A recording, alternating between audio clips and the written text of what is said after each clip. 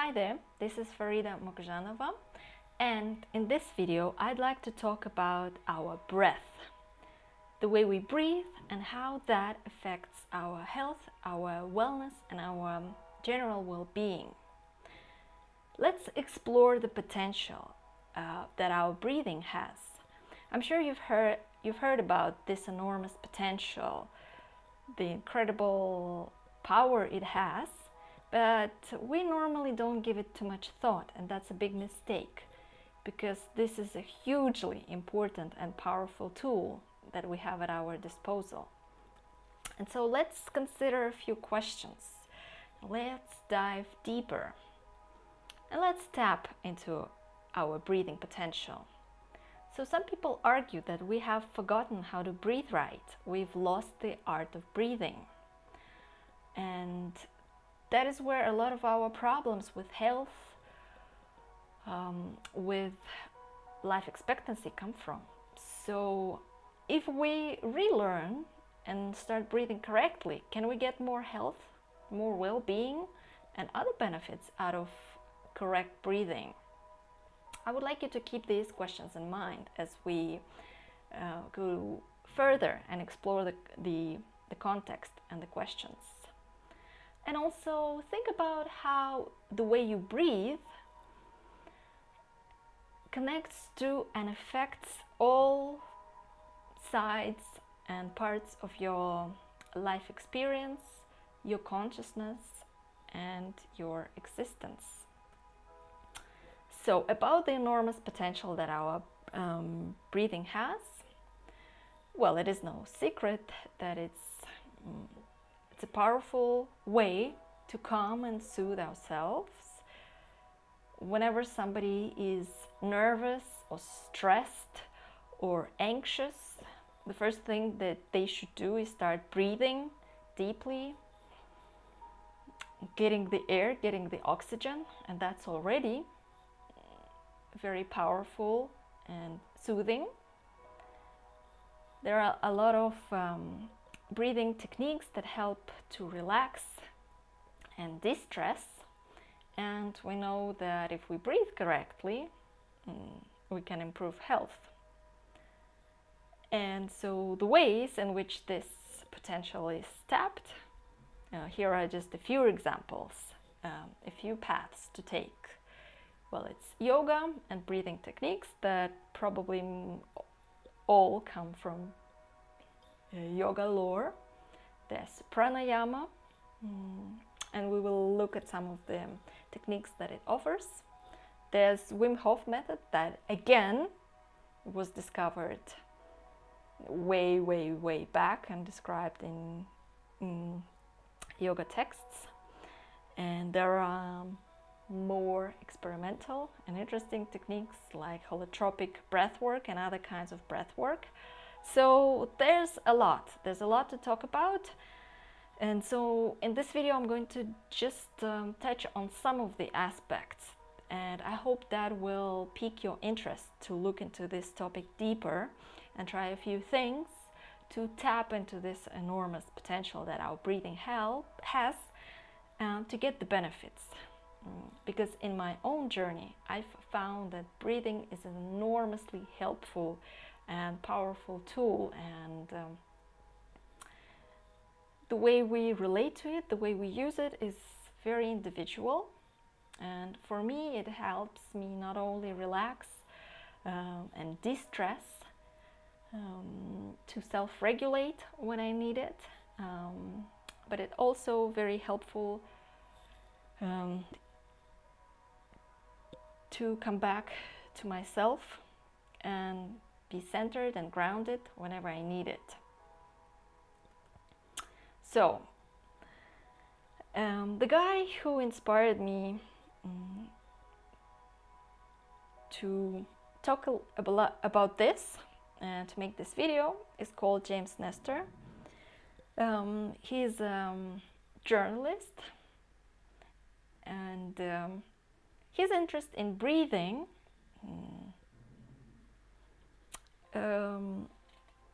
comes from a few years earlier. He's a free diver, and back in 2014 he wrote a book, Deep: Freediving, Renegade Science, and What the Ocean Tells Us About Ourselves. Now, this freediving experience, conversations with free divers, has led to his long-standing interest in breathing, our ability to adapt the way we breathe, the breathing reflex, the mammal breathing reflex that we have, or the mammal diving reflex that we have. And as you can see from this screenshot of one of the videos, one of the talks that James Nestor did, it comes from Float conference back in 2012, when he started talking about the lost art and science of breath. And last year, James Nestor published a book called Breath: The New Science of a Lost Art, that has amazing facts and information about breathing. And it's a great book, and it will make you rethink your breath, the potential it has, and the attention you should be giving to this function of our bodies, and not to take it for granted as we normally do. So, speaking about the way our breathing can adapt and how we can really get better at breathing, is freediving and the amazing results that freedivers get from practice and training. And the guy who has an absolute world record in freediving is called Herbert Nisch. He's Austrian, and he holds 33 world records across 9 disciplines. And just have a look at the facts to see how enormously powerful our breathing, our lungs are. So Herbert was able to go 9 minutes without breathing. This is the record, and his freediving record is descending to the depth of 253 meters. That's 8,030 feet. And his lung capacity is 14 liters. Compare that to 6 liters of the normal average adult male lung size. I think that is absolutely incredible and stunning. And although Nisch had a sort of an accident, very bad experience with his descent, and he doesn't do free diving anymore, I wanted to include these facts to show that we really underestimate and underuse our breathing. And though you don't have to become a free diver, and you don't have to go for any world records, just think about how you could use your breathing and your lungs better. And so let's now talk about incorrect breathing. The breathing that does you a lot of harm if you are not aware of the mistakes you're making. First of all, that's breathing with your mouth. A lot of people are doing that, and it's also because it's easier to breathe with your mouth than with your nose. But that's how we're supposed to be breathing, with our noses. They are built in a special way that our nose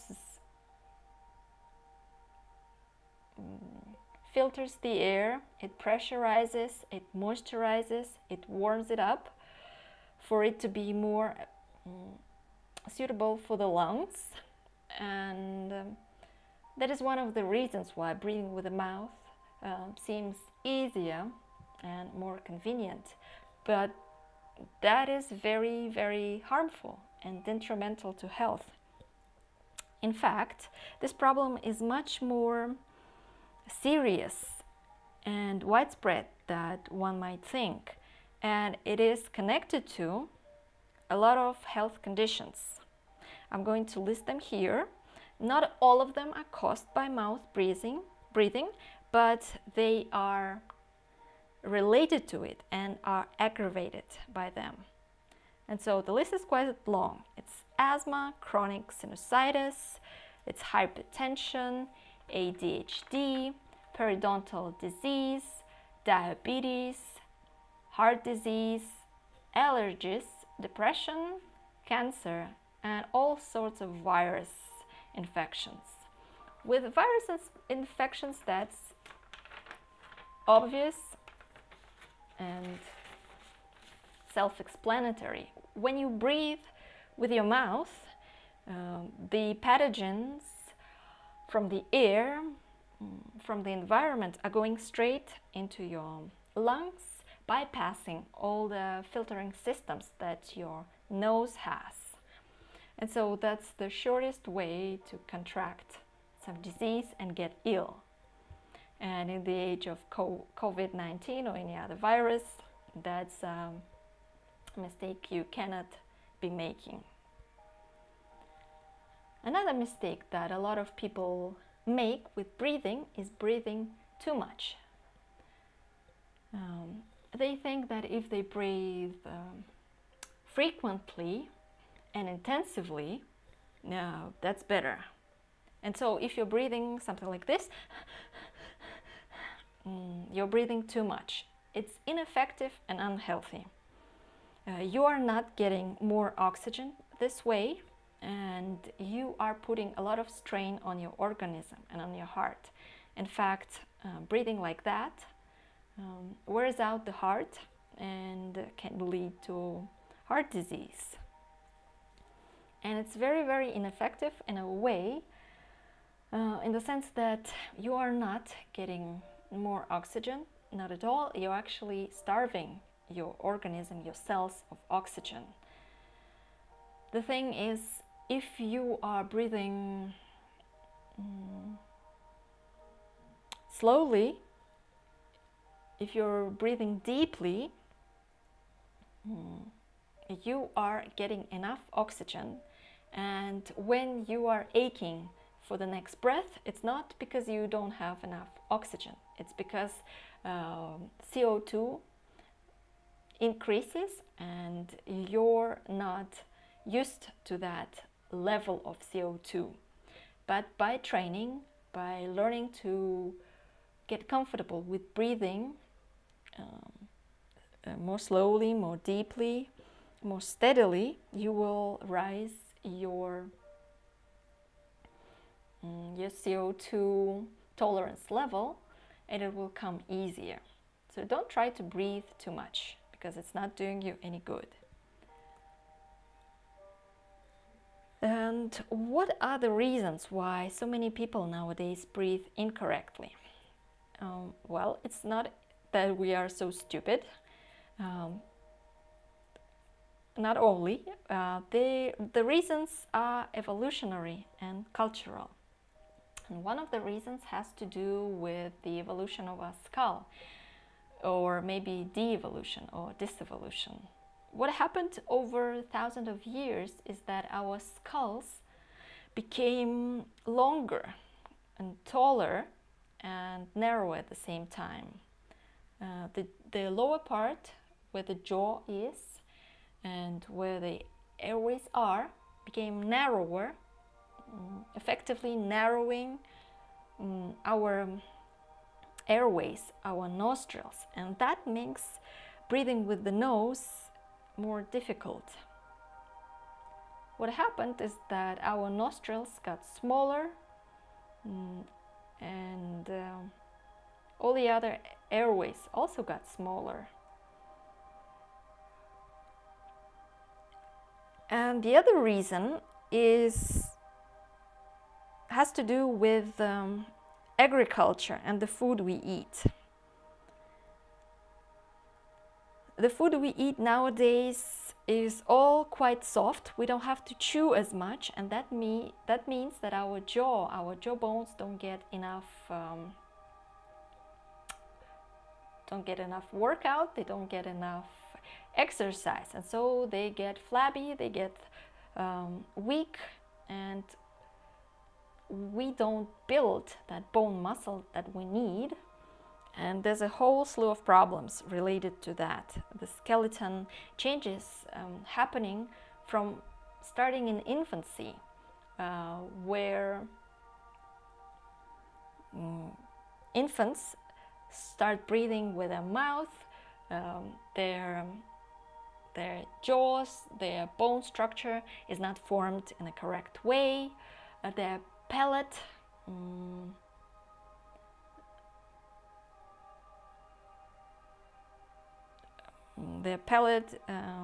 comes up when it should be coming down, so their sinus areas are more contracted than they should be.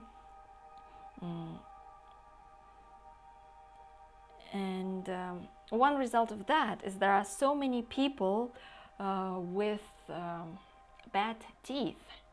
In fact, there's a whole epidemic of people with bad teeth. It's simply just the bone structure, the jaw structure is so deformed that the teeth don't have enough space to grow correctly.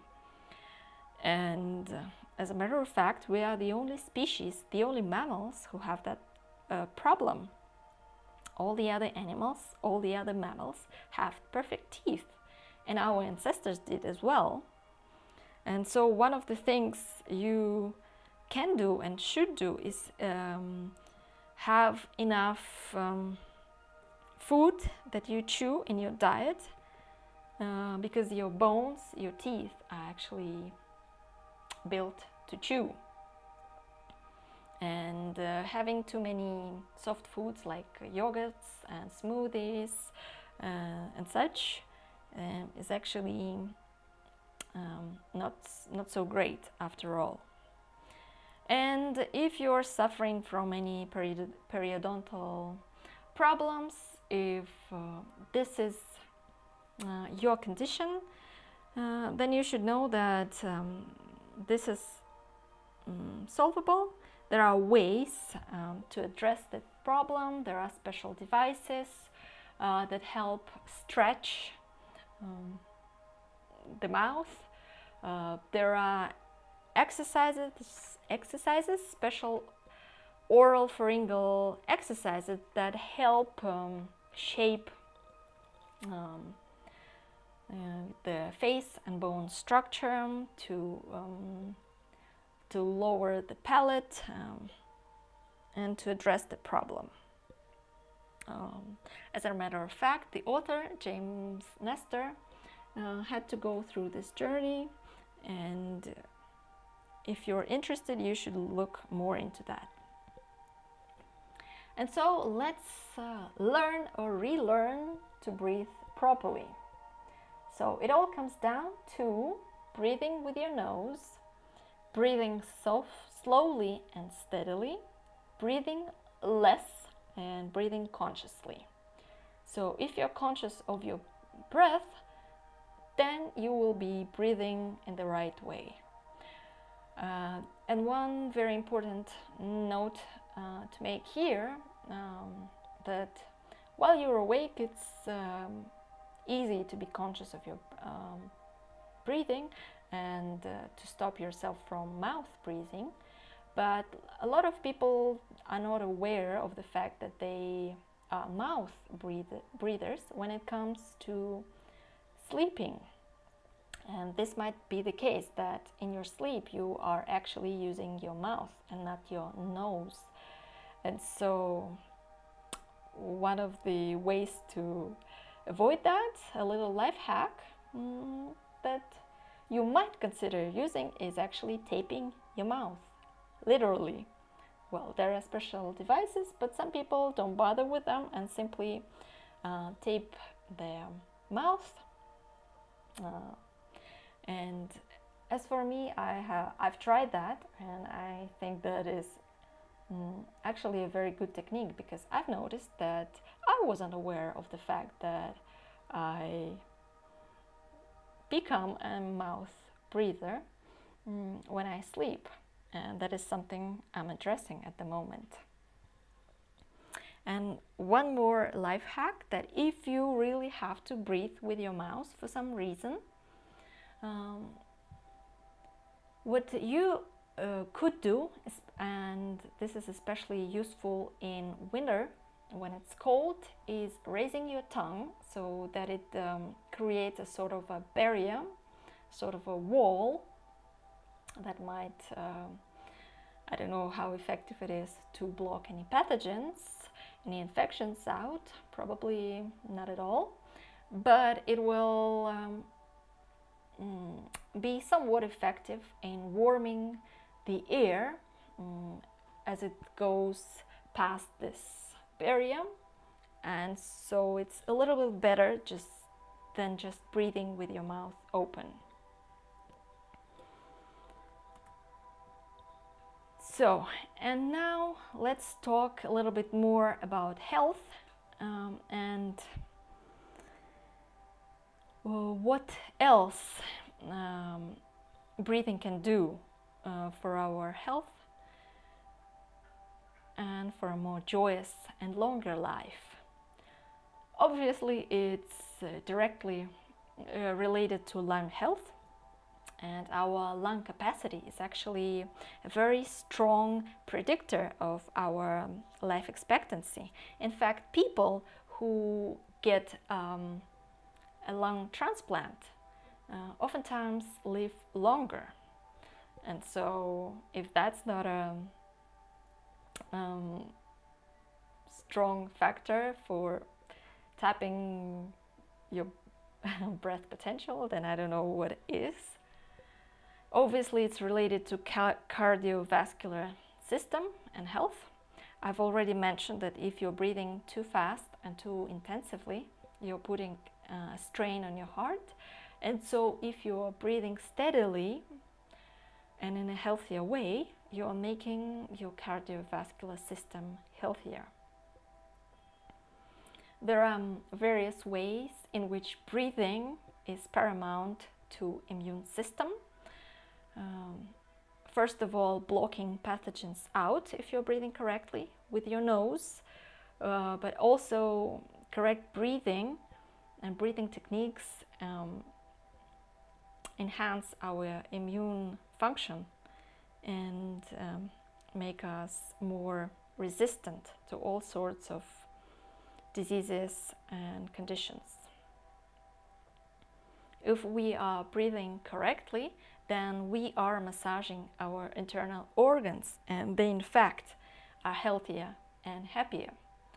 And finally, our correct breathing is also incredibly important for brain health and function, because a lot of it has to do with stress and the stress response. And if you are practicing any sort of breathing techniques, if you are meditating or trying any pranayama techniques, that helps our brain health and function tremendously. And we're going to look at some very easy and user-friendly breathing techniques that you can try today. And I hope that will encourage you to look further and deeper into this topic and make them, breathing techniques, an everyday part of your life. And as I have said, our correct breathing and lung capacity is important for life expectancy. If you want to live longer and healthier, then that's definitely something to consider.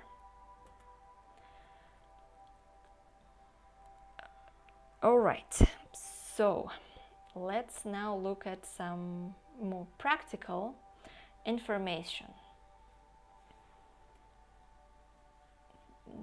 I love the way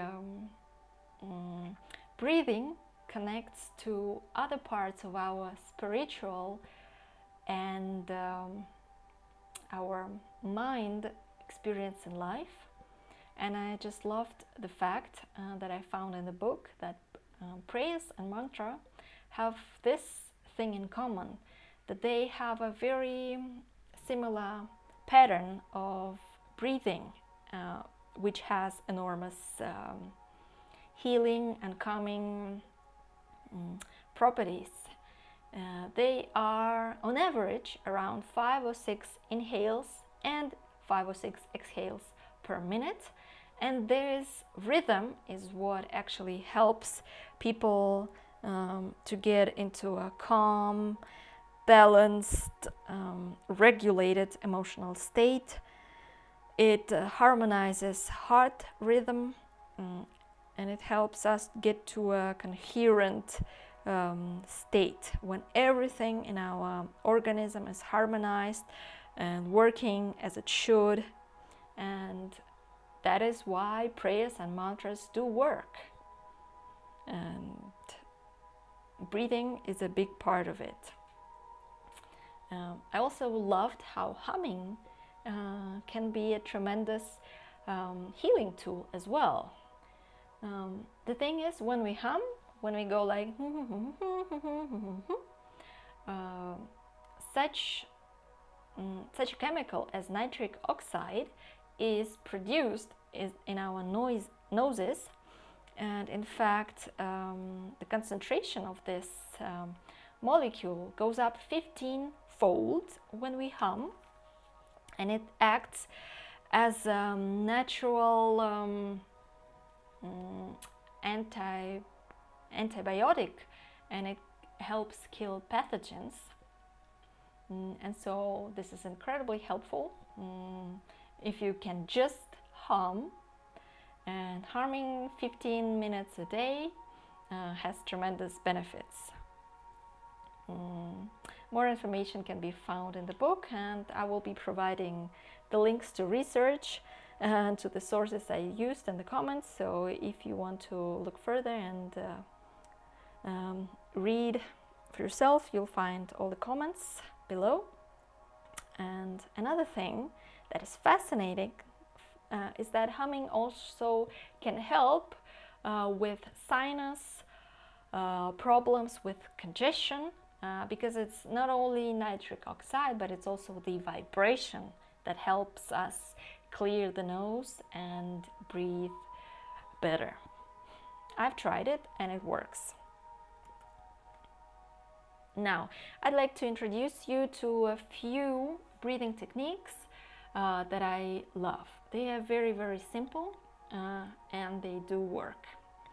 The first of all of them is called 4-7-8 breath, or 4-7-8 breathing, and it's also known as relaxing breath, and it's been popularized by Dr. Andrew Weil, and it's great because it really helps to calm and relax and harmonize.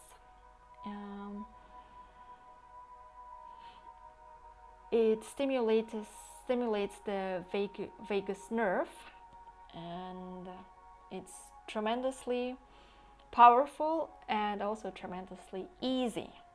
So what you have to do is to breathe in on 8 counts, hold your breath for 7 counts, and then exhale for 8,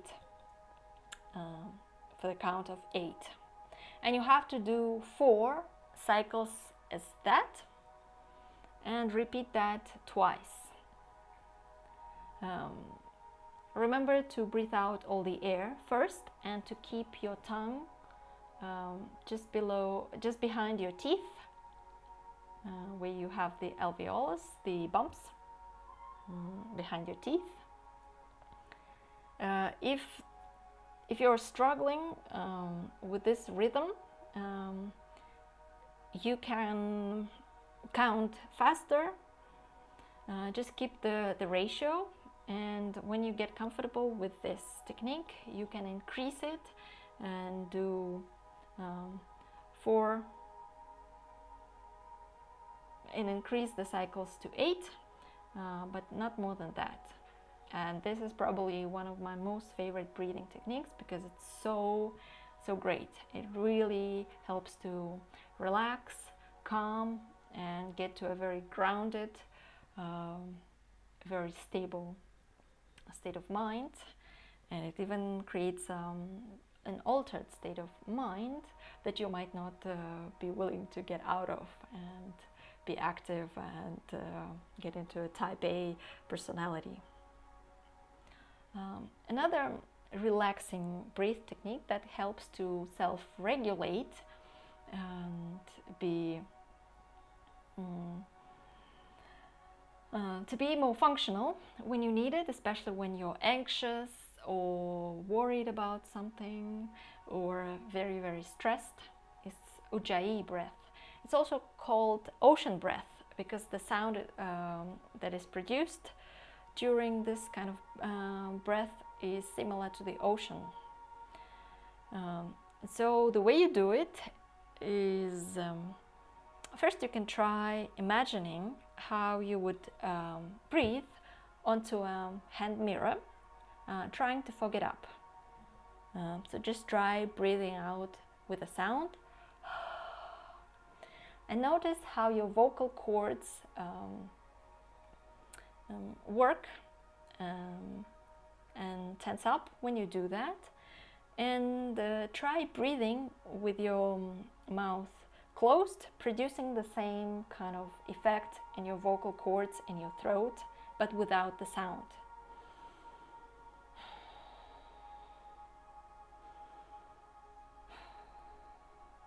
So the sound that you will hear will be very similar to the ocean waves.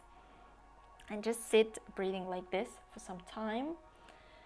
Focus on your breath. Let your mind go off things onto your sensation, your breath. You can combine it with a visualization of any sort that you like. And that is also a very powerful and helpful technique. Another great yoga technique is alternate nostril breathing, or Nadi Shodhana, as it's called in pranayama. It's breathing with different nostrils, one at a time, alternatively.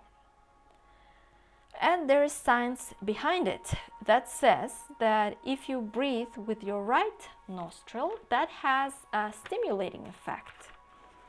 So in fact, your blood pressure goes up, it increases your heartbeat, it mobilizes and stimulates the left brain. And if you're breathing with just your left nostril, then you are calming your body temperature, you are calming yourself down, you're activating your right hemisphere, and so that has a relaxing effect. And so that is a great life hack whenever you need to get an energy boost or to relax or calm down. And Nadi Shodhana uses both of these effects at the same time. So the way you practice these breathing techniques is sitting straight and using your right hand, cover up your right nostril with your thumb and your left nostril with your ring finger. Breathe in with your left nostril, covering the right one, and then breathe out with the right nostril. Breathe in with your right nostril and then breathe out with your left nostril. And that is one cycle. Breathing in, breathing out, breathing in, breathing out, using both nostrils twice. And then repeat 9 cycles for Nadi Shodhana. Or you can just remember the effect alternate nostril breathing has, and whenever you need an energy boost and mobilize yourself for some action, for some work, you can just practice breathing in with your right nostril, or whenever you need to come down and relax, you can just do some left nostril breathing. And the last but not least is square breathing technique, which is helpful also for self-regulating and relaxing. It's called square breathing because you can visualize a square with equal sides, and your breathing should also be equal. On the inhale, holding your breath, exhale and holding your breath. So visualize going around the 4 sides of a square, keeping this steady rhythm. So this visualization and focusing your attention is also what helps to come down, to calm down, to soothe, to fight any panic attacks or anxiety attacks whenever you have them. And the great way is that you can actually combine all breathing techniques with visualization or energy work if you practice them. And I think that's another life hack in itself. So if you want to go deeper and see how breathing is truly therapeutic, you might want to check out Sudarshan Kriya, which is an approach developed by Sri Ravi Shankar that has been proven. There is scientific evidence that shows that it's highly effective as therapy and for prophylaxis. There's a number of positive health effects that come with using Sudarshan Kriya. And another highly therapeutic breathing approach is called orthopedic breathing. I was really surprised to see how breathing can actually help us have better, straighter spines, and it can be a scoliosis treatment method. Katarina Schrott was the woman who came up with this method in the early 1920s. She had a bad scoliosis condition, and so she was looking for ways to help herself, not to have to wear a brace for the rest of her life. And she discovered that breathing has a tremendous effect. The way, in fact, when we breathe incorrectly, it means that one of our lungs is exercised more than the other, and so that aggravates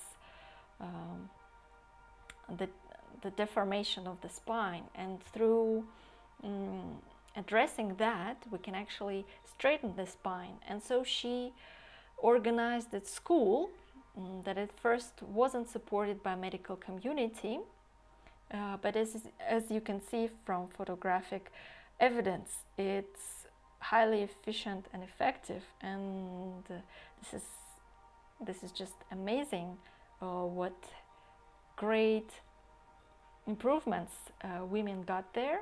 And now the woman, the daughter of Katarina Schrott, Krista, is continuing her work. She's a scientist. She focuses on research, and now there is scientific basis proving the efficiency and the scientific basis of this approach. And that is something you can also research if you're interested. But I hope that Sudarshan Kriya and orthopedic breathing as a scoliosis treatment method persuade and convince you that breathing is just an amazing tool that we have at our disposal, that we absolutely underestimate and take for granted. And there are more things to be mentioned about breathing and how we can tap into it and benefit from it more. So another life hack I'd like to leave with you is the way in which you can get rid of congestion easily, suggested by James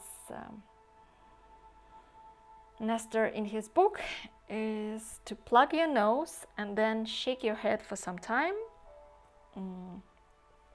until your nose unplugs itself. Well, I think humming is more effective, but that's just my experience.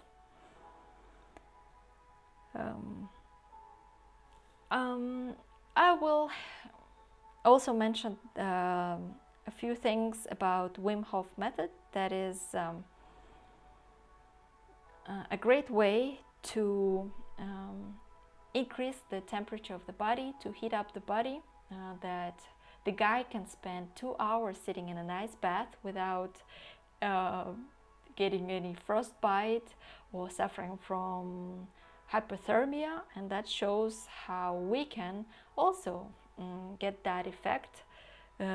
We can increase and decrease our body temperature, and we can actually control some of the functions of our body with our breath. So that is something we should keep in our minds.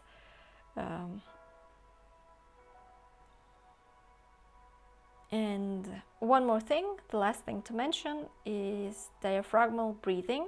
And the way to check whether your diaphragm is actually involved in the breathing process is to put hands on your sides, somewhere just above your hip bones, and breathe and notice whether your hands are moving. If they are going to the sides, sort of expanding out, then it means that you are actually breathing with your diaphragm. And if not, that it's you're just using your belly, and your diaphragm is not really working. Well, I hope that leaves you with a lot of interest and appreciation for our breathing. And so, to summarize and to recap, we underestimate the amazing healing potential of our breath, and we should stop doing that. We should give credit to our breath and use it to our advantage more. And a couple of apps that can help us in that. One of them is called Breathe, and it's a free app for Apple products, and it's focused on 4-7-8 breathing. And if you have an Android device, you can try Prana Breath, Calm and Meditate app, which has a number of breathing techniques and has a lot of useful features like a timer that can help get better at them. Both of the apps are free, and there are of course others. And if you know some app that you like to use, leave a comment, and I'd like to know your experience, whether you're using these apps, if you're using something else, some other resources for learning any breathing techniques, or any other ideas, comments, experiences and insights. Please leave them in the comments, because I love hearing back from you. And I hope this was helpful, and useful for you. So thank you, stay in touch, and see you in the next video.